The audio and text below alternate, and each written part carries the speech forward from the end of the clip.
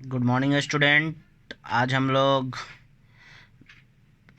Hello student, good morning to all of you. आज हम लोग डिसऑर्डर इन डाइजेस्टिव सिस्टम का थर्ड डिजीज कंडीशन देखेंगे। पहला देख लिए थे इसोफेगाइटिस किसको कहते हैं, फिर देखे थे गैस्ट्रो इसोफेगियल रिफ्लेक्स डिजीज़ देखे थे। आज हम देखेंगे इसोफेगियल इसोफेगल इसोफेगियल ऑब्स्ट्रक्शन। क्या देखेंगे आज? Oesophageal obstruction. Oesophageal obstruction, oesophageal का तो मतलब हम लोग जान ही रहे थे इसोफेगस में। अब हम लोग देख रहे हैं किस में, इसोफेगस में देख रहे थे। अब ऑब्स्ट्रक्शन मतलब जान ही रहे हैं क्या होता है। ऑब्स्ट्रक्शन मतलब कि रुकावट, कोई ऑब्स्ट्रक्ट कर रहा है, कोई चीज़ अपोज कर रहा है जाने से।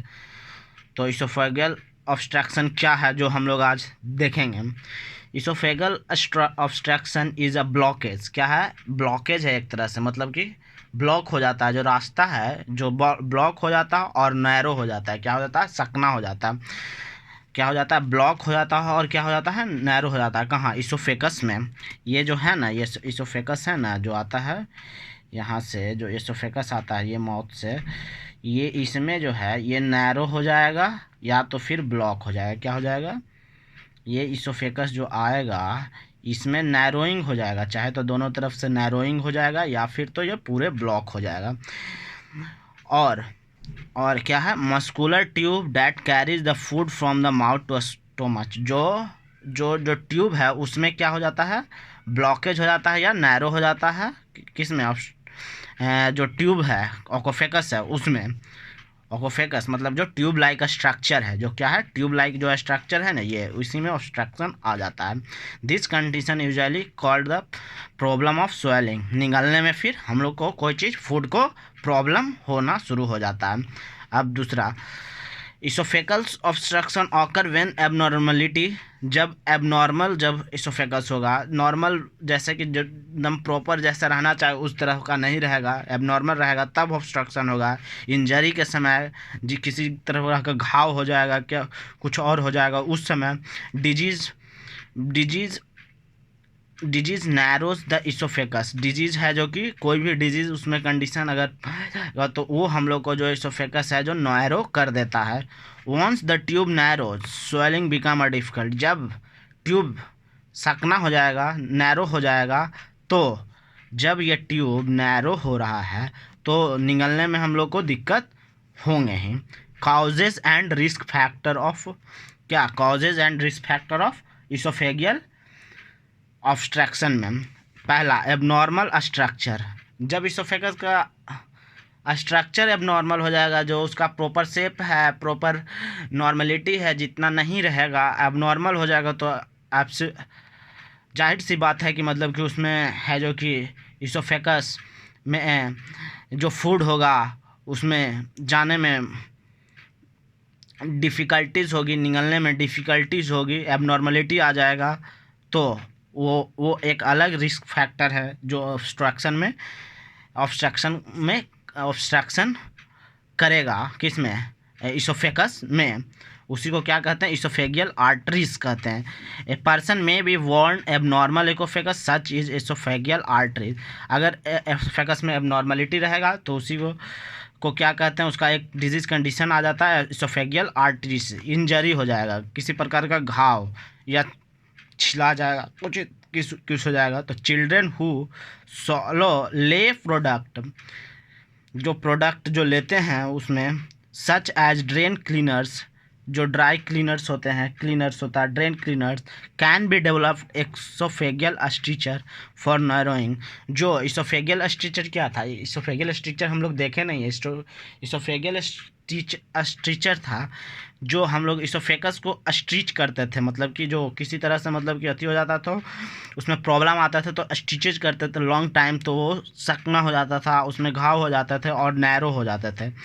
किसी प्रकार का अगर इन्फेक्शन रहेगा, infectious by the certain virus, मतलब कोई वायरस और बैक्टीरिया अगर उस पर इसोफेकस पे अट्रैक्ट कर रहा होगा, तो वो भी इसोफेकस को क्या करेगा? नैरो करेगा। और esophageal cancer which can cause the narrow and blockage. Esophagus cancer भी जो रिस्क फैक्टर है, इसोफेगल कैंसर भी नैरो और ब्लॉकेज करता है किसको, इसोफेगस। अब देख लेते हैं कुछ साइन सिम्टम। साइन सिम्टम क्या था? साइन सिम्टम बेसिकली कुछ था नहीं, बस 2 ही 3 है साइन सिम्टम। एक था डिफ़िकल्टीज इन स्वेलिंग, मतलब कि स्वेलिंग मतलब कि जो हम लोग फूड लेते हैं निगलने में उसमें प्रॉब्लम आता था। क्या आता था? प्रॉब्लम आता था। पेन विथ स्वेलिंग, जब हम लोग निगलते थे तो उस समय भी दर्द होता था। और एक है रेगुलेशन, REGULATION,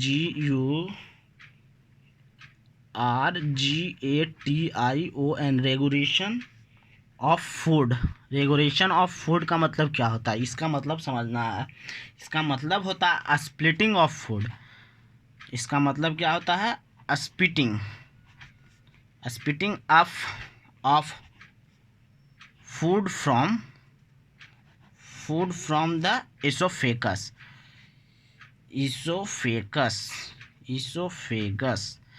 इसोफेगस और stomach without the nausea and और stomach without the nausea.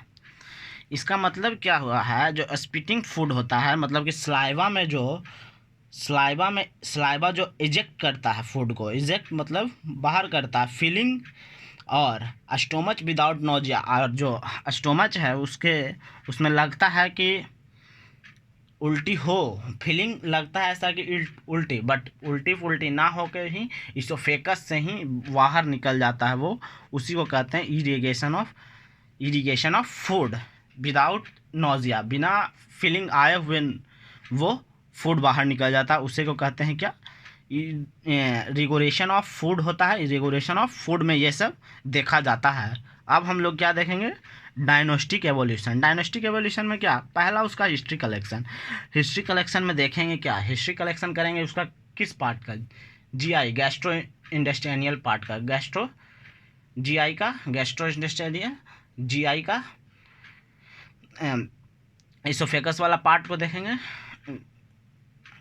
Oesophagus वाले पार्ट को हम लोग देखेंगे, जैसे कि हम लोग क्या पढ़ रहे थे? GI का पढ़ रहे हैं, तो इसोफेगल वाले पार्ट का हम लोग देखेंगे। इसोफेगस में कहीं पे उसका पहले से कोई और डिजीज़ है कि था कि नहीं है। सेकंड, फिजिकल एग्जामिनेशन, उसको मतलब कि वही देखेंगे कि क्या मतलब कि उसका पहले से है कि नहीं।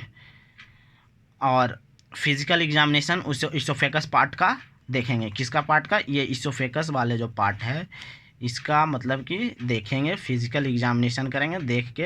देख तो नहीं सकते हैं ना इसोफेगस वाले पार्ट को, तो यही फिजिकली उससे मतलब फिजिकल एग्जामिनेशन के थ्रू भी होता है। मतलब कि फिर उसका क्या करेंगे? एक्सरे करवाएंगे तो उसमें पता चलेगा कि क्या किस टाइप का, कहाँ पे ऑब्स्ट्रक्शन है, क्या है, नहीं है, किस तरह से है। और फिर इंडोस्कोपिक करेंगे। क्या करेंगे? इंडोस्कोपिक करेंगे। इंडोस्कोपिक में बेसिकली हम लोग देखते हैं कि किस कारण से नैरो हुआ है। उसमें लेंस लगा हुआ था, उससे पता चलेगा कि अंदर की किस कारण से वो नैरो हुआ है। एक्सरे से हम लोग को वही पता चलेगा कि GI है, अपर GI है उसमें, और बेरियम सॉलो से उससे क्लियर फोटो पता चलेगा कि कहाँ किस कारण से क्या।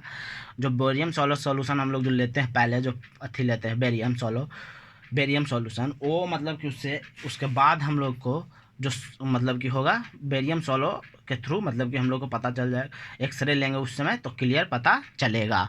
एंडोस्कोपिक तो देखेंगे ही कि किस रीज़न से हो रहा है ये। अब फिर मैनेजमेंट है। मैनेजमेंट में चलिए हो गया। अब मैनेजमेंट में देखा जाएगा कि किस कारण से वो हुआ था, उसके लिए कौन सा मेडिसिन करेंगे। अगर इंजरी से हुआ था तो, और बैक्टीरियल और वायरस से हो रहा है तो एंटीफंगल एंटीवायरल ट्रीटमेंट करेंगे, मैनेज करेंगे। और फिर और यही हम लोग को देखते रहिए एबी चैनल। और नेक्स्ट क्लास में हम लोग दूसरा डिजीज कंडीशन स्टार्ट करेंगे, esophageal varices. Thank you for watching AB channel.